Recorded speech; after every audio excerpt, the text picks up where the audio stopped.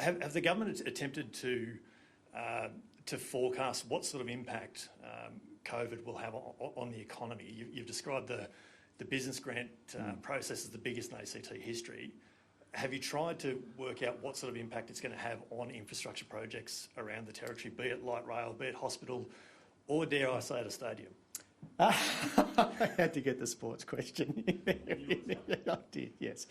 Okay, so obviously construction activity was suspended on all but a very small number of key projects for a 2 to 3 week period. So whilst efforts will be made to catch up on that over projects that have a time span of several years, some of the shorter term projects have been set back by several weeks.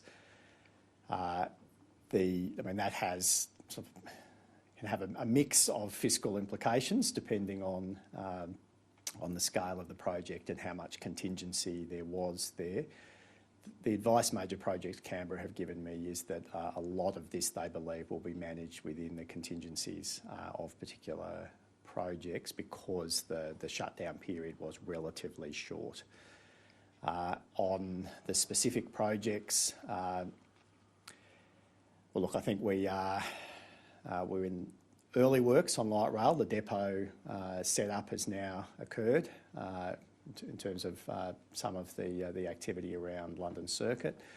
Some of the early utility works have been commencing. On the hospital project, that continues. There's been work to expand ICU capacity, which I'm sure people will be pleased to hear, in addition to the surge centre. And then as it relates to infrastructure like a stadium, well, that's still very much at its early conceptual stage. And I think people would understand, in light of the current situation, that there are higher priorities at the moment.